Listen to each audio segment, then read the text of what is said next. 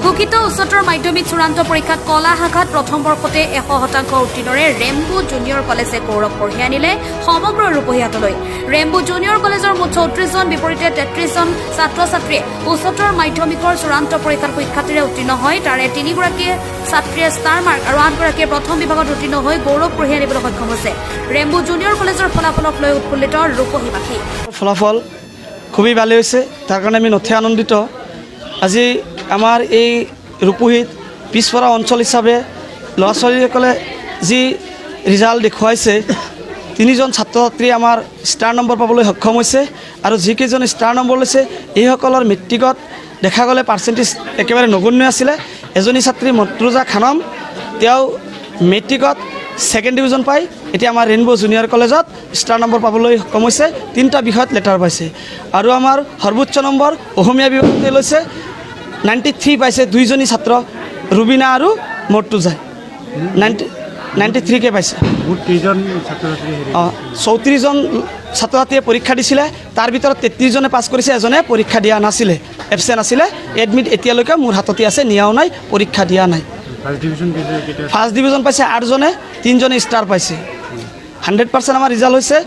আৰু যি সময়ত আমি দেখা পাওঁ চৰ চাপৰি বা ৰুৰেল এলেকাৰ ল'ৰা ছোৱালীয়ে অসমীয়া মাত এফাৰ ফুটাই ক'ব নোৱাৰে, সেই সময়তে প্ৰত্যেকটো যিসকলে এই 8 জন ল'ৰা ছোৱালী যিয়ে ফাৰ্ষ্ট ডিভিজন পাইছে, সেই সকলোবোৰেই অসমীয়া বিভাগত লেটাৰ পাইছে। তাতেই আমি খুব আনন্দিত, খুব গৌৰৱ। যাতে আমি আশা কৰিছোঁ অহাবাৰ আমি ৰূপহী অঞ্চলত জিলিকিব বিচৰা নাই, যাতে গোটেই অসমত জিলিকিব পাৰোঁ, তাৰে কামনা আমি কৰি মাৰ বান্ধি আমি কাম কৰি গৈ আছোঁ, চেষ্টা কৰি আছোঁ। যি লকডাউনৰ মহামাৰী কৰোণাৰ সময়তো আমি ল'ৰা ছোৱালীক ঘৰে ঘৰে অনলাইন মাধ্যমৰ যোগেদি গাৰ্জেনক কনচাল্ট কৰি কিমানলৈকে পঢ়িছে, এই সম্পূৰ্ণবোৰ কাম ক্ষেত্ৰত আমাৰ কোনো ক্ষেত্ৰই কমি নাছিলে। সেয়া বুলি আমি ভাবোঁ যে আমাৰ ৰিজাল্টটো ভাল হৈছে। ৰেইনবো জুনিয়ৰ কলেজ 2020 চনত এষ্টাব্লিছ হৈছে, এইটোৱেই প্ৰথম বেচ। 100% ৰিজাল্ট হৈছে। মই মোৰ ৰিজাল্টৰ পিছত বহুতো আনন্দিত হৈছোঁ। মোৰ এই ৰিজাল্টৰ পিছত মোৰ ছাৰ বাইদেউসকলৰ অশেষ কষ্ট আছে। ছাৰ বাইদেউসকলক মই কৃতজ্ঞ জ্ঞাপন জনালোঁ। মোৰ পেৰেণ্টছেও মোক বহুত গাইডেঞ্চ দিছে, সিহঁতৰো মই কৃতজ্ঞ জ্ঞাপন কৰিলোঁ। মই গুৰুকুল একাডেমীৰ পৰা মেট্ৰিক পৰীক্ষা দিছিলোঁ, তাত মোৰ পাৰ্চেণ্টেজ আছে 62। এতিয়া মই উচ্চতৰ মাধ্যমিক ৰেইনবো ছিনিয়ৰ ছেকেণ্ডেৰী এডমিশ্যন লোৱাৰ পিছত HSত মই 77 আৰু পাৰ্চেণ্টেজ আৰু 3টা বিষয়ত লেটাৰ লৈ উত্তীৰ্ণ হ'বলৈ সক্ষম হৈছোঁ। মোৰ বহুত ভাল অনুভৱ হৈছে। মই এজনী বাল শিক্ষয়িত্ৰী হ'বলৈ বিচাৰিছোঁ।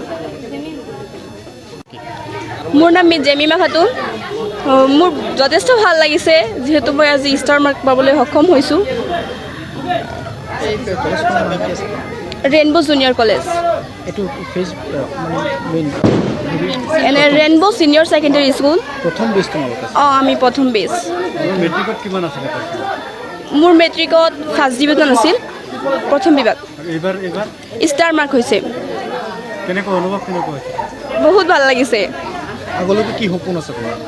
লয়াৰ।